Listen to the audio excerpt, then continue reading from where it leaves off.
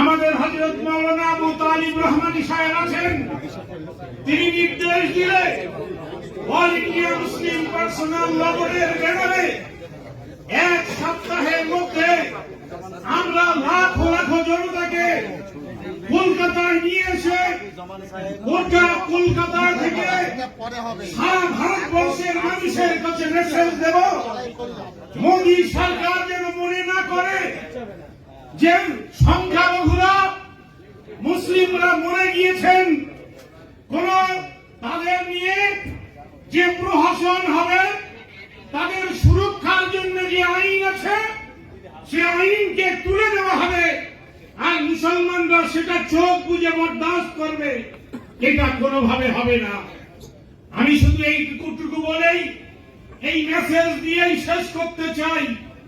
ভাই আমার, আমরা বিগত দিনে দেখেছি যখন পার্লামেন্টে তালাক বিল এসেছে, যখন পার্লামেন্টে 370 বিল এসেছে, তখন সেকুলার রাজনৈতিক দলগুলো তার বিপক্ষে ভোট দেওয়ার পরিবর্তে তারা পার্লামেন্ট থেকে ওয়াক আউট করে মোদী সরকারকে মুসলমানদের বিরুদ্ধে কানুনকে প্রতিষ্ঠিত করতে সহযোগিতা করেছে।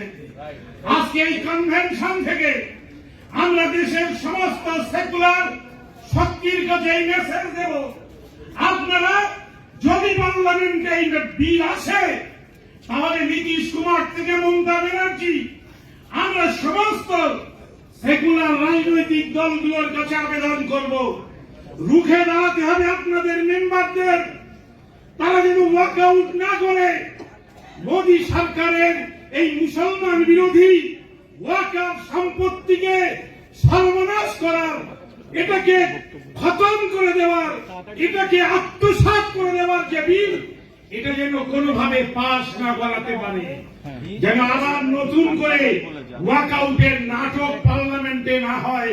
তাহলে পার্লামেন্ট থেকে বার হলে গোটা দেশের মুসলমানদের কাছে কিন্তু তার সওয়ালের জবাব দিতে হবে।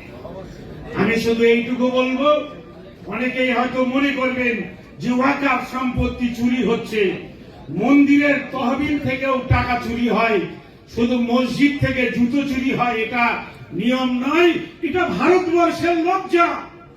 ভারতবর্ষের দেখা গিয়েছে যে তারাই ক্ষমতায় যায় যারা চুরি করতে পারে, যারা চুরি করতে পারবে, যাদের দিয়ে চুরি করানো যাবে তাদেরকেই ওয়াকফ বোর্ডে বসানো হয়, তাদেরকেই হজ কমিটিতে বসানো হয়।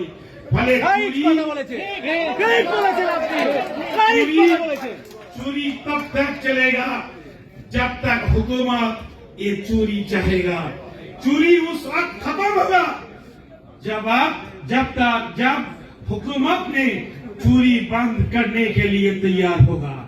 ফলে এই সব কিছুই কিন্তু সরকারের উপরে নির্ভর করছে।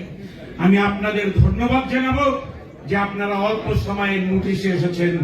শুধু এইটুকু বলবো যে 13 তারিখে যে মতামত জানানোর দিন খতম হচ্ছে, আজকে এখানে যারা এসেছেন সকলেই নিজেদের এলাকায় চলে যান, একটা করে ক্যাম্প করুন। আমাদের ভারত পশ্চিম বাংলায় আমরা 3 কোটি মুসলমান আছি, 3 কোটি মুসলমানের মধ্যে যেন 1 কোটি মতামত আমরা 13 তারিখের মধ্যে পার্লামেন্ট জয়েন্ট কমিটির কাছে পাঠাতে পারি, সেই ব্যবস্থা আমাদের করতে হবে। এই কথা বলে সকলকে শুকরিয়া জ্ঞাপন করে যারা অল ইন্ডিয়া মুসলিম পার্সোনাল ল বোর্ডের বিভিন্ন রাজ্য থেকে এসেছেন তাদেরকে আমি মোবারকবাদ জানিয়ে আমার বক্তব্য শেষ করছি। আসসালামু আলাইকুম। ঠিক বলেছেন আপনি, রাইট কথাগুলো তুলে ধরে একদম রাইট কথা।